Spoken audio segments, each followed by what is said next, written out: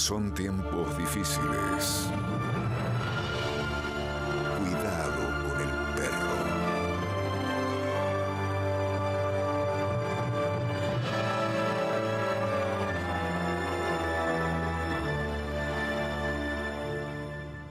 Mañana ya la sangre no estará al caer la lluvia. Se la llevará. Al caer la lluvia se la llevará, se llevará la sangre, naturalmente.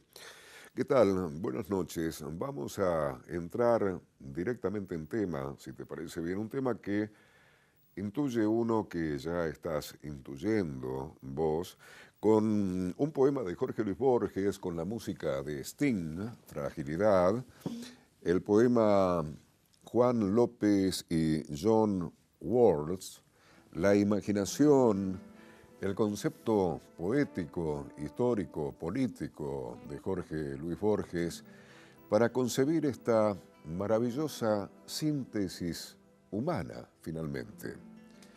Les tocó en suerte una época extraña.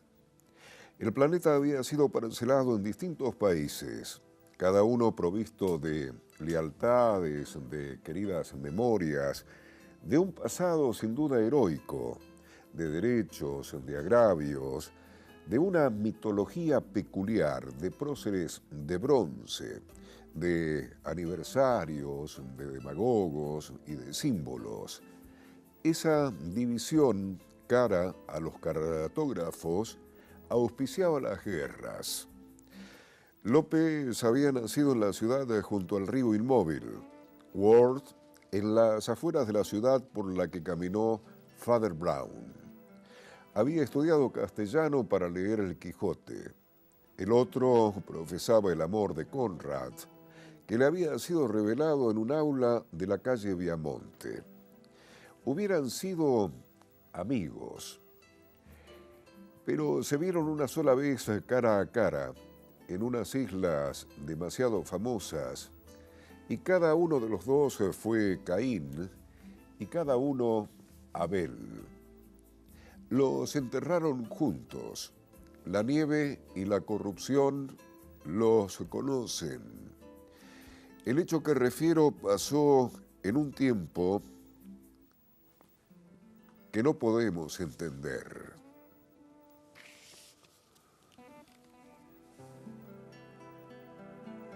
Un acto así terminará con una vida y nada más. Nada se logra con violencia y se logrará. Aquellos que han nacido en un mundo así, olviden su fragilidad. Nada se logra con violencia ni se logrará. Si te parece, Bob Dylan, recientemente galardonado con el Premio Nobel de Literatura, Señores de la Guerra, esta música como para darle más potencia a la palabra de por sí potente de Bob Dylan. Señores de la Guerra, vengan, señores de la guerra, ustedes que fabrican todas las armas, ustedes que fabrican mortíferos aviones, ustedes que fabrican grandes bombas, ustedes que se escondéis tras muros, ustedes que se esconden tras escritorios, solo quiero que sepan que veo a través de sus máscaras. Ustedes no han hecho nada salvo construir para destruir. Ustedes juegan con mi mundo como si fuera su pequeño juguete. Ustedes ponen un arma en mi mano y se quitan de mi vista y giran y corren lo más lejos cuando las balas vuelan rápidas. Como el Judas de antaño mienten y engañan. Una guerra mundial puede ser ganada, quieren que me crea, pero veo a través de sus ojos y veo a través de su cerebro, como veo a través del agua que corre por mi desagüe. Ustedes Ajustan todos los gatillos para que otros disparen. Luego se apartan y esperan. Cuando las listas de muertos aumentan, ustedes se esconden en una mansión mientras la sangre de los jóvenes se escapa de sus cuerpos y se hunde en el barro.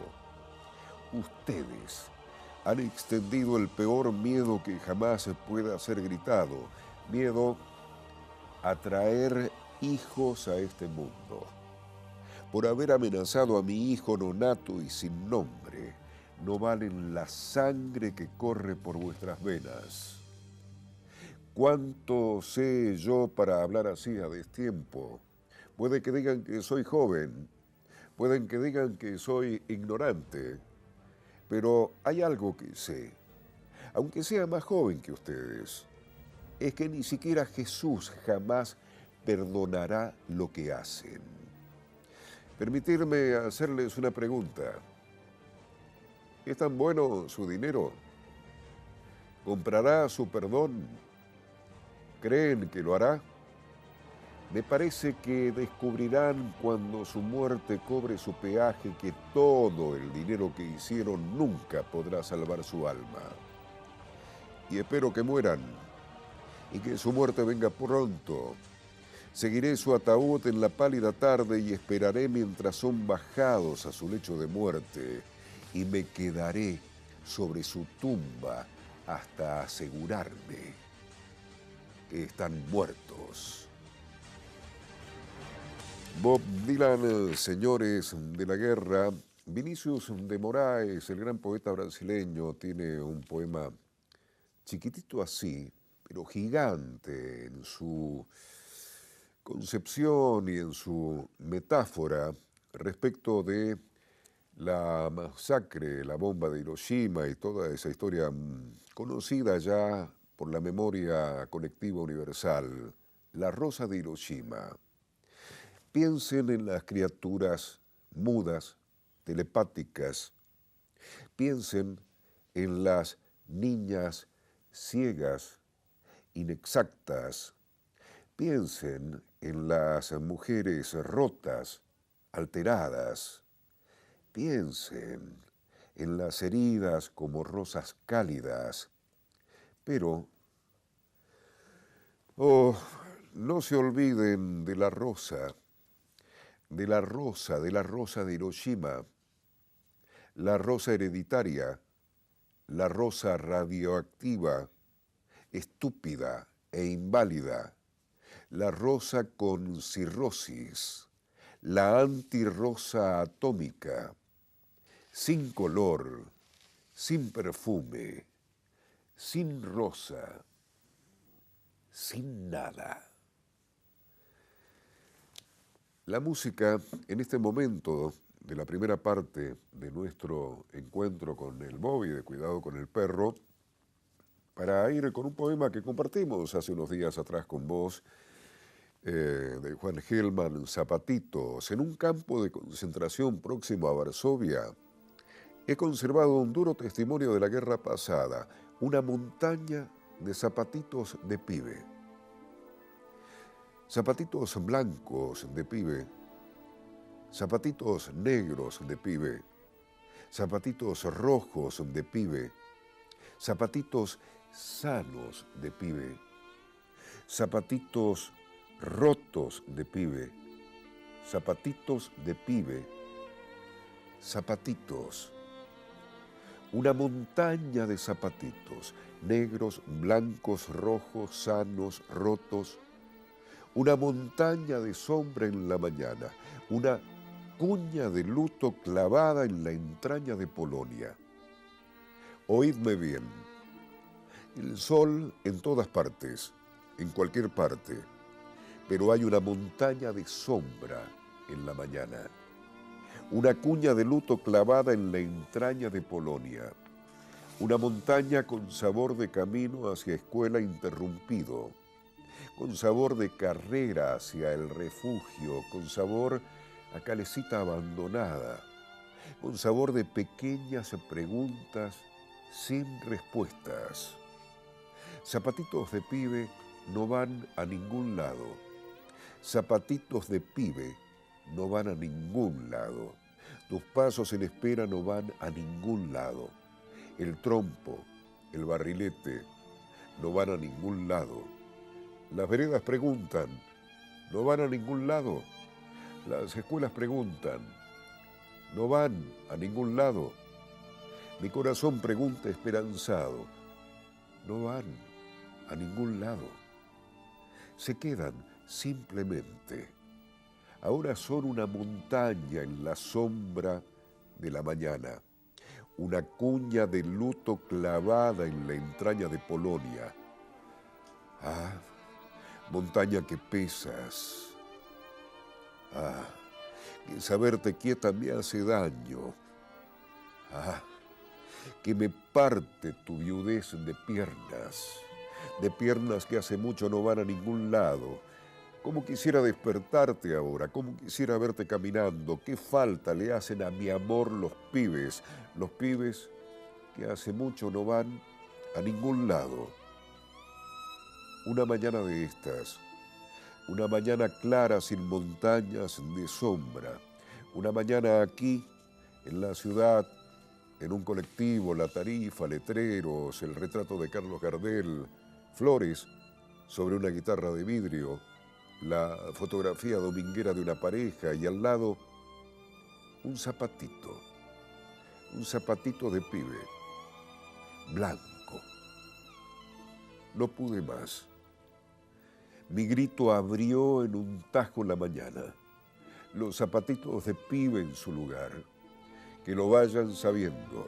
Un zapatito blanco en su lugar, que lo vayan sabiendo los señores. Un zapatito negro en su lugar, que lo vaya sabiendo el mercader de vidas. El zapatito sano en su lugar, que lo vaya sabiendo el mercader de muertes. El zapatito roto en su lugar, que lo vaya sabiendo el mercader de guerras. Los zapatitos de pibe en todas partes, en cualquier parte, menos una cuña de luto clavada en la entraña de mi tierra. Los zapatos de pibe en su lugar, que lo vayan sabiendo. En su lugar de aurora y carne nueva, en su lugar. Zapatitos, Juan Gelman. Y en esta primera parte en la que estamos desentrañando las partes medulares de esto que entendemos por guerra, haciendo un repaso muy esencial, con una filosofía muy simple, muy humana, vamos a un texto que remite a una historia cierta respecto de Adolf Hitler. Esta música para imaginar la situación. Durante años, el NKVD soviético interrogó a dos personajes claves del entorno de Adolf Hitler, capturados tras la caída de Berlín. Otto Ginscher, su ayudante personal, y Heinz Linge, su ayuda de cámara. El resultado, una minuciosa reconstrucción del entorno más privado del Führer, se pasó a Joseph Stalin. Ahora ese texto secreto, el informe Hitler, editado por Henry Eberle y Matthias Ull, se publica en España por la editorial Tusquets. Hitler en el salón de la casa Wagenfeld en el Berghof. Otoño de 1942. El coche del piloto de Himmler, el comandante de la SS Schneebele, cayó en una emboscada tendida por la resistencia. En el coche viajaban Schneebele, otro oficial de la SS y dos mujeres rusas a las que querían llevar a su cuartel. El piloto de Himmler y el oficial de la SS murieron a mano de los partisanos. Himmler informó a Hitler y este ordenó masacrar a los habitantes de las aldeas vecinas al lugar de los hechos, todos inocentes. Una unidad de Himmler se encargó de llevar a cabo las ejecuciones de los civiles rusos. En el curso de estas se desarrollaron escenas dramáticas. A las mujeres que pedían clemencia las golpeaban con las culatas de los rifles y luego las mataban de un balazo. A los niños que se aferraban a sus madres los separaron por la fuerza y los asesinaron delante de ellas. Los cadáveres de aquellos hombres, mujeres y niños fueron arrojados a fosas previamente excavadas. Los soldados de la SS, de la Guardia Personal de Hitler, se desplazaron expresamente desde Vinitsa para presenciar esta orgía de venganza. Al día siguiente de la llegada al cuartel general de Vinitsa, Hitler recuperó su triunfalismo.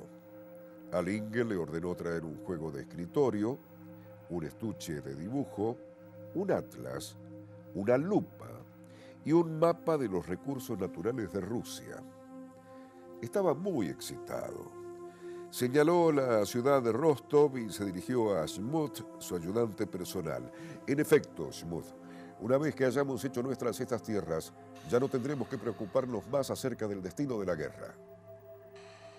El dedo de Hitler se desplazó hasta indicar el Cáucaso. Y de aquí nos llevaremos el petróleo que tanto necesitamos. Con el mismo dedo dibujó un círculo alrededor de la ciudad de Astrakán, situada a orillas del Mar Caspio. Aquí cortaré el nervio vital de Rusia. Eso será el final, dijo Hitler, recalcando de manera especial la palabra final.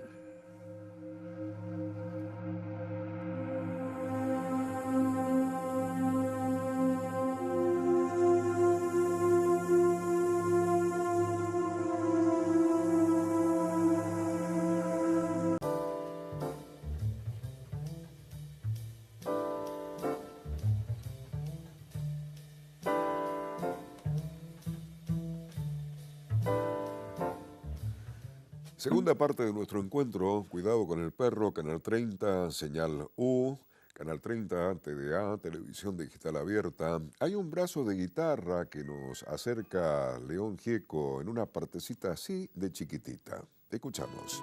Yo nunca sé qué me pasa cuando abrazo a mi guitarra, madera en lugar de brazo y acorde en lugar de mano. Madera en lugar de brazos. La guitarra en este bloque, capricho del Bobby, estar todo este bloque con guitarras, ¿no? La cortina que nos remite al mundo de Federico García Lorca para redescubrir con el gran poeta español la guitarra, justamente. Empieza el llanto de la guitarra. Se rompen las copas de la madrugada. Empieza el llanto de la guitarra. Es inútil callarla. Es imposible callarla. Llora monótona como llora el agua, como llora el viento sobre la nevada. Es imposible callarla. Llora por cosas lejanas, arena del sur caliente que pide camelias blancas. Llora flecha sin blanco, la tarde sin mañana y el primer pájaro muerto sobre la rama. Oh guitarra, corazón malherido por 5 espadas. La guitarra, según la sangre poética de Federico García Lorca, la guitarra, desde la sensibilidad ahora de Atahualpa Yupanqui, que nos acompaña en este juego de imaginación con Samba de Vargas, hecha de miel y pesares y con espuma de lágrimas, con besos de luna llena, con sangre de madrugadas, hecha con lumbre de auroras y rumor de acequias claras, madura de soledades bajo las estrellas altas, nace 100 veces la música del fondo de la guitarra. Su madera no es madera, es una selva incendiada, crisol de todos los cantos, dolor de todas las ramas. Para volar en la noche, usa 2 manos por alas. Vuela la música lejos bajo las estrellas altas y siempre nace y renace del fondo de la guitarra. Vino la guerra mordiendo la libertad de la patria. Crecieron las montoneras, potros, galopes y lanzas. Vinieron tiempos de siembra. Nació la semilla clara. Cantó la tierra olorosa, florecieron las mañanas y se llenó de cantares la selva de la guitarra. Pena de los trovadores es pena dulce y amarga, dulzura de dar la dicha, amargor de no lograrla. Arquitecto de consuelo solo tiene noche larga, herida que se hace canto bajo las estrellas altas, porque conoce estas cosas, tiene penas. La guitarra. La guitarra, Atahualpa Yupanqui y de Roberto Galarza, recordamos ahora, Volver en guitarra. Fíjate la imaginación, la concepción de Roberto Galarza. Yo quise ser distinto a los demás, dejar un mensaje a nuestra tradición, cantar un pasado, pintar un presente, desear un feliz futuro en aras de una canción. Cuando me vaya para siempre de este mundo al alejarme de mis seres tan queridos, solo un deseo al Dios Supremo yo le pido, un imposible, pero sé que es tan profundo, que se transforme en un árbol mi alma entera, para que en días calurosos de verano, bajo mi sombra descansen mis paisanos, como una posta que me ocupe quien lo quiera. Que los gurises con la ronda me cercaran, y los que se aman cumpliendo una promesa dejen sus nombres cual recuerdo en mi corteza, aunque me duela, con cuchillo me tallaran. Y cuando troce mi madera un carpintero, que en vez de muebles se dedique a hacer guitarras, para estar junto a mis amigos en las farras con acordeonas y un rasguear chamamecero. La guitarra, en este caso la guitarra vinculada con el folclore argentino, pero vamos más arriba de América, buscando un son cubano con Nicolás Guillén en el poema Guitarra. Chan Chan, la música. Tendida en la madrugada, la firme guitarra espera. Voz de profunda madera desesperada. Su clamorosa cintura en la que el pueblo suspira, preñada de son, estira la carne dura. Arde la guitarra sola, mientras la luna se acaba. Arde libre de su esclava bata de cola. Dejó al borracho en su coche, dejó el cabaret sombrío, donde se muere de frío noche tras noche, y alzó la cabeza fina, universal y cubana, sin opio, ni marihuana, ni cocaína. Venga la guitarra vieja, nueva otra vez al castigo con que la espera el amigo que no la deja. Alta siempre, no caída, traiga su risa y su llanto, clave las uñas de amianto sobre la vida. Cógela tú, guitarrero, límpiale de alcohol la boca, y en esa guitarra toca tu son entero. el son del querer maduro, el del abierto futuro, tu son entero, el del pie sobre el muro, tu son entero. Cógela tú, guitarrero, límpiale de alcohol la boca y en esa guitarra toca tu son entero. La guitarra en este bloque de Cuidado con el Perro, y para cerrar esta partecita vamos a buscar, bueno, al dios negro, Jimi Hendrix, al dios blanco, Eric Clapton, a Atahualpa Yupanqui, a Eduardo Falú, a Juanjo Domínguez, a Andrés Segovia, a Keith Richards, a unos cuantos, Santana, por ejemplo, que nos van a ir dando un dibujo musical mientras recordamos pensamientos de grandes intérpretes, como por ejemplo Luis Salinas, que está también en esta edición musical que pone ahora Nicolás Tolava. Luis Salinas, me gusta la guitarra sonora y apasionada, pero también la melancólica.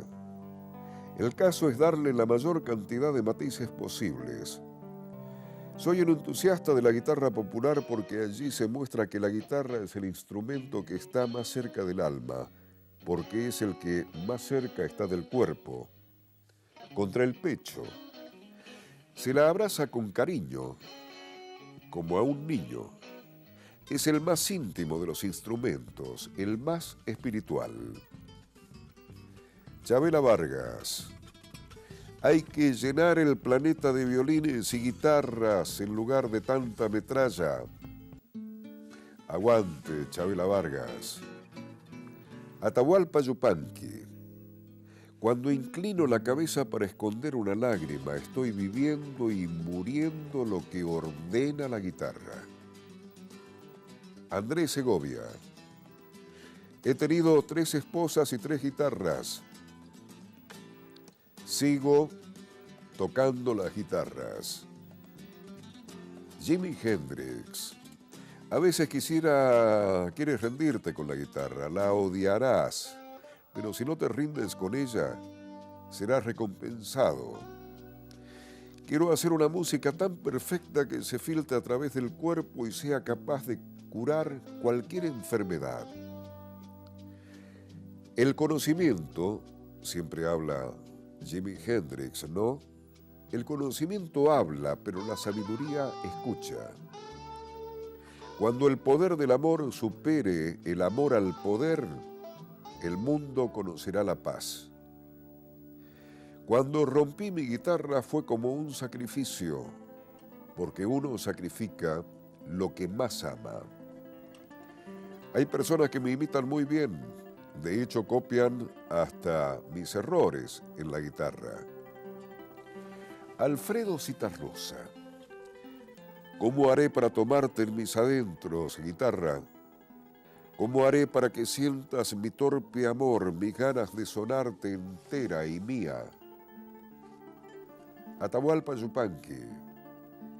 La guitarra con toda su luz, con todas las penas y los caminos y las dudas, la guitarra con su llanto y su aurora, hermana de mi sangre y mi desvelo, para siempre.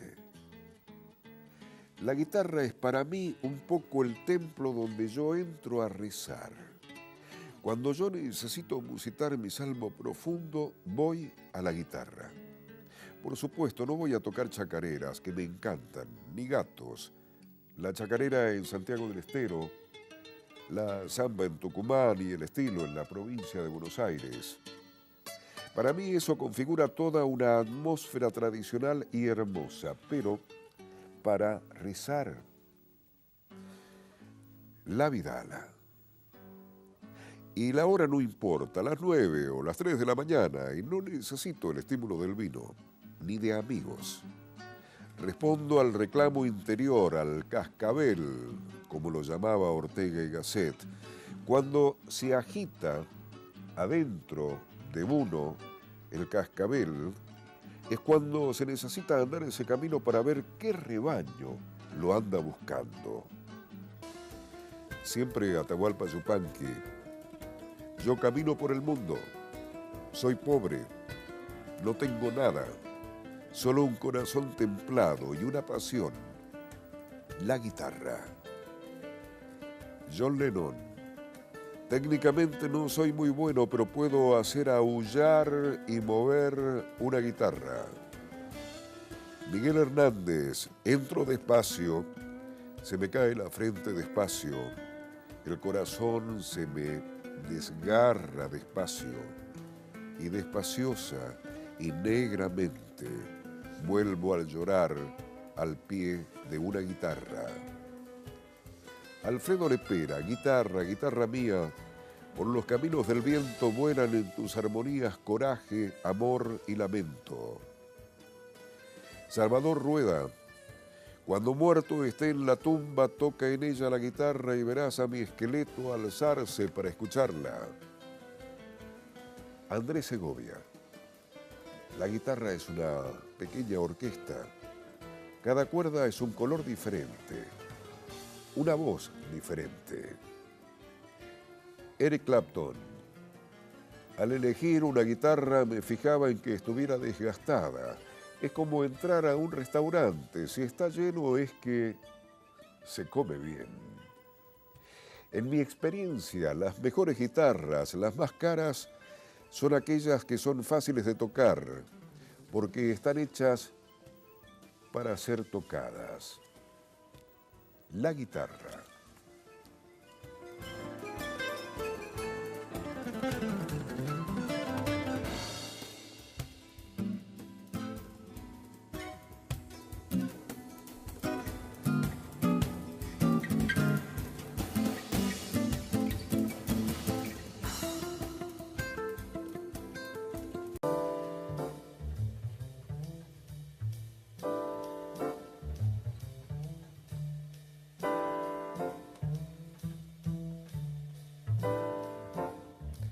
La sensibilidad de la noche, este tiempo que parece que nos diera más tiempo que el que nos da el resto del día, uno trata de imaginar del otro lado de la cámara, bueno, la vida, qué estás haciendo vos, por ejemplo, si tenés sueño, si ves el programa todos los días. A propósito, está Cuidado con el Perro, @uncu.edu.ar. Cuidado con el Perro, radio, televisión, perfil de Facebook, para que nos acerques tus opiniones, tus sugerencias circunstancialmente, tu mimo, tu tomatazo también, ¿por qué no?, para buscar un ejercicio de complicidad que nos permita ir creciendo en la medida de lo posible y juntando voluntades e ideas. Uno puede imaginar también a alguien que esté en un determinado trabajo, que no va a dormirse en los próximos 20 minutos, que se va a dormir a las 8 de la mañana, por ejemplo. ¿Cuánta gente hay que trabaja a la madrugada? ¿Qué estás tomando?, podría preguntar uno genéricamente. Mate, nada, café, vino, whisky, un coñac. ¿Qué estás tomando? Si estás tomando algo, claro, en este preciso momento. Este introito, medio rebuscado o simple, para contarte o leerte un texto de Hernán Calciari que se llama precisamente El mate, y que dice así, con esta música interpretada por Luis Salinas. Zacarías y yo tomamos mate, siempre, a cualquier hora. Las veces que estuvimos separados o a punto de separarnos, las veces que llegó un hijo nuevo a casa, cuando lo echaron del trabajo, cuando Argentina salió campeón del mundo, cuando se cayeron las Torres Gemelas, cuando murió mamá. Entre Zacarías y yo hubo días sin besos a la mañana, semanas sin dirigirnos la palabra, meses enteros sin juntar los pelos, años larguísimos sin un peso en el bolsillo. Pero no hubo nunca en nuestro matrimonio un solo día sin que él o yo nos sentáramos en silencio a tomar mate. El mate no es una bebida. Corazón es de otro barrio. Bueno, sí, es un líquido y entra por la boca, pero no es una bebida. En este país nadie toma mate porque tenga sed. Es más bien una costumbre, como rascarse. El mate es exactamente lo contrario que la televisión. Te hace conversar si estás con alguien y te hace pensar cuando estás sola. Cuando llega alguien a tu casa, la primera frase es hola. Y la segunda, unos mates. Esto pasa en todas las casas. En la de los ricos y en la de los pobres. Pasa entre mujeres charlatanas y chismosas y pasa entre hombres serios o inmaduros. Pasa entre los viejos de un geriátrico y entre los adolescentes mientras estudian o se drogan. Es lo único que comparten los padres y los hijos sin discutir ni echarse en cara. Peronistas y radicales ceban mate sin preguntar. En verano y en invierno. Es lo único en lo que nos parecemos las víctimas y los verdugos, los buenos y los hijos de puta. Cuando tenés un hijo, le empezás a dar mate cuando te pide. El Cayo empezó a pedir a los 5, la Sofi a los 9, el Nacho a los 3. Se lo das tibiecito, con mucha azúcar y se sienten grandes. Sentís un orgullo enorme cuando un esquenucito de tu sangre empieza a chupar mate. Se te sale el corazón por el cuerpo. Después ellos, con los años, elegirán si tomarlo amargo, dulce, muy caliente, tereré, con cáscara de naranja, con yuyos, con un chorrito de limón. Cuando conoces a alguien por primera vez, te tomas unos mates. La gente pregunta, cuando no hay confianza, ¿dulce o amargo? El otro responde, ¿cómo tomes vos? Yo les escribo siempre a ustedes con el mate al lado del teclado. Leo los mails con el mate al lado. Los teclados de Argentina tienen las letras llenas de yerba. La yerba es lo único que hay siempre en todas las casas, siempre, con inflación, con hambre, con militares, con democracia, con cualquiera de nuestras pestes y maldiciones eternas. Y si un día no hay yerba, un vecino tiene y te da. La yerba no se le niega a nadie. Escribo esto por algo. Hoy llegamos todos de la calle y el Cayo estaba tomando mate solo. Nunca antes había tomado mate solo. Siempre con amigos o con la hermana o con nosotros, solo jamás. Este es el único país del mundo en donde la decisión de dejar de ser un chico y empezar a ser un hombre ocurre un día en particular. Nada de pantalones largos, circuncisión, universidad o vivir lejos de los padres. Acá empezamos a ser grandes. El día que tenemos la necesidad de tomar por primera vez unos mates solos. No es casualidad, no es porque sí. El día que un chico pone la pava al fuego y toma su primer mate sin que haya nadie en casa, en ese minuto es porque ha descubierto que tiene alma. O está muerto de miedo, o está muerto de amor, o algo. Pero no es un día cualquiera. El Cayo no sabe qué carajo le pasa. No va a recordar este día. Ninguno de nosotros nos acordamos del día en que tomamos por primera vez un mate solos. Pero debe haber sido un día importante para cada uno. Por adentro hay revoluciones. Yo no me acuerdo de mi día. Zacarías tampoco. Nadie se acuerda. Pero hoy el Cayo empezó a tomar mate solo. Hoy, 8 de enero de 2004, a la madrugada.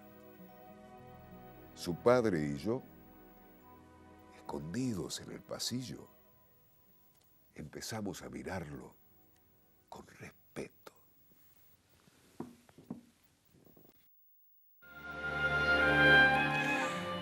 Historias, delirios, sueños.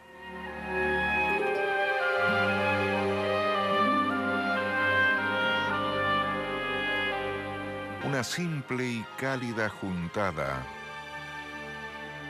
en el barrio del aire. Canal 30, TDA, Televisión Digital Abierta, YouTube, Facebook, www.unidiversidad.com.ar. Podés zambullirte, digamos, usando mal el lenguaje, en esa página de la Universidad Nacional de Cuyo y encontrarte con unos cuantos programas de esta serie 2016 de Cuidado con el Perro Televisión. 20 años en Radio Universidad y ahora el Bobby se mudó a la pantalla chica.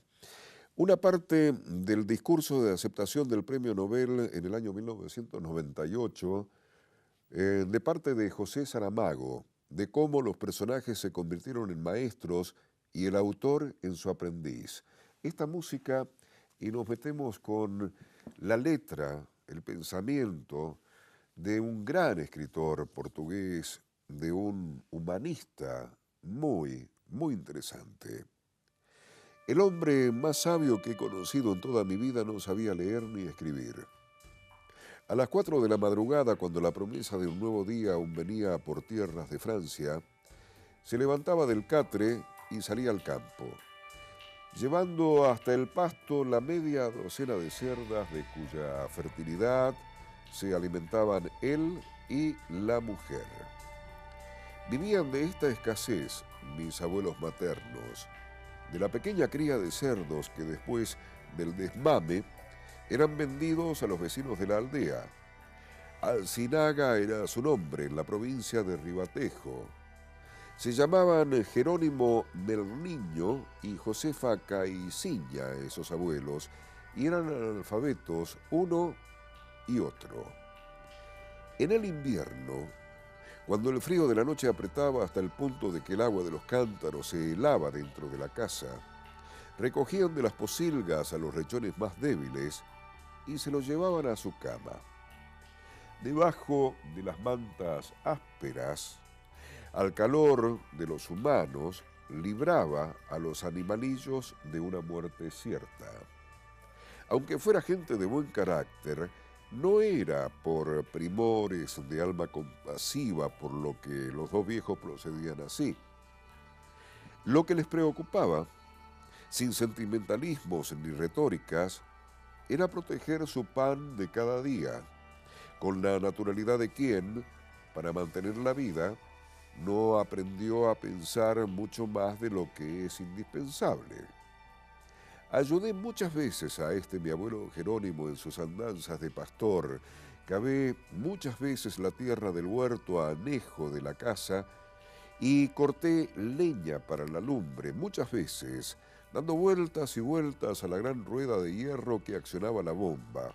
Hice subir agua del pozo comunitario y la transporté al hombro muchas veces a escondidas de los guardas de las cosechas. Fui con mi abuela también de madrugada, pertrechados de rastrillo, paño y cuerda, a recoger en los rastrojos la paja suelta que después habría de servir para el lecho del ganado. Y algunas veces, en noches calientes de verano, después de la cena, mi abuelo me decía: José, hoy vamos a dormir los dos debajo de la higuera.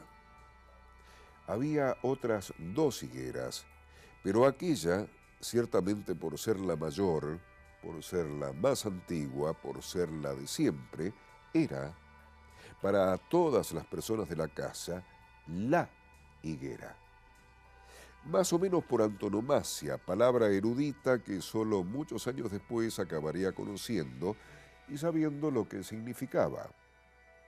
En medio de la paz nocturna, entre las ramas altas del árbol, una estrella se me aparecía y después, lentamente, se escondía detrás de una hoja y mirando en otra dirección, tal como un río corriendo en silencio por el cielo cóncavo, surgía la claridad traslúcida de la Vía Láctea, el camino de Santiago, como todavía le llamábamos en la aldea.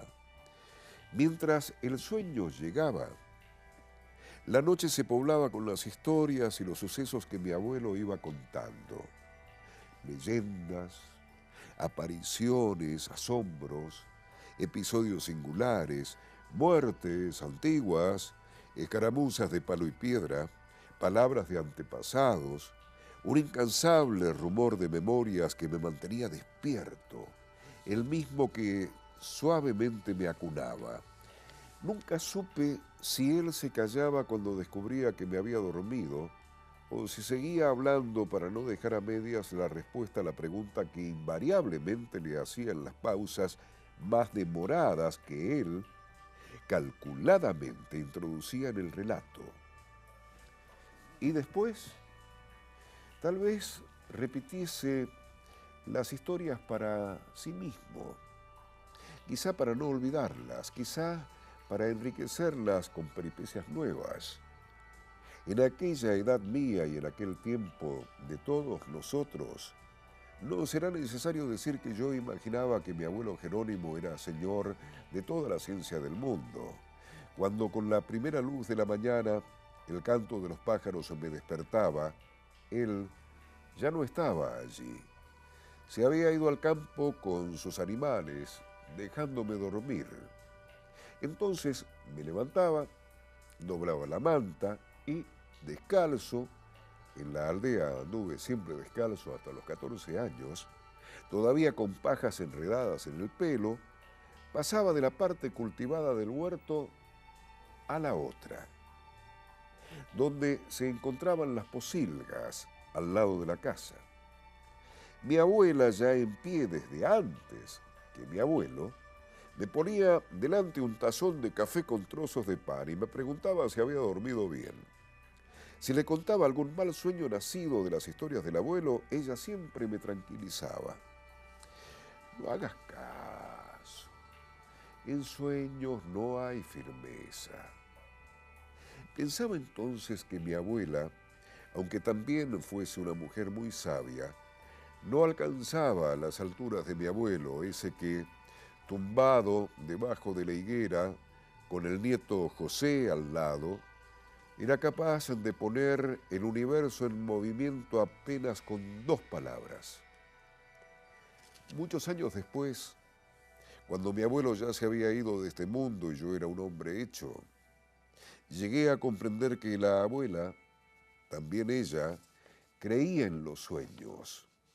Otra cosa no podría significar que, estando sentada una noche ante la puerta de su pobre casa, desde entonces vivía sola, mirando las estrellas mayores y menores de encima de su cabeza, hubiese dicho estas palabras: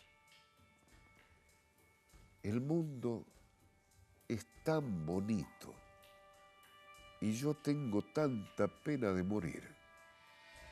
No dijo miedo de morir, dijo pena de morir.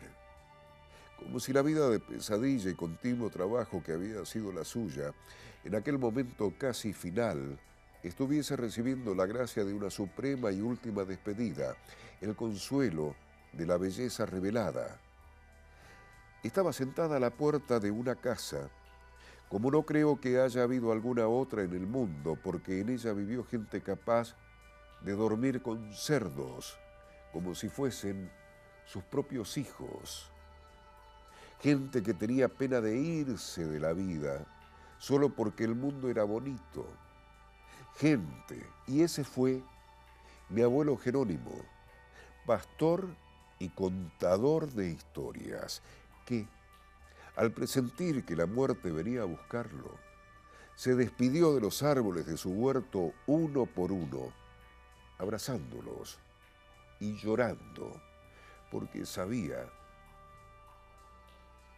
que no los volvería a ver. Muchas gracias por la compañía. Cuidado con el perro.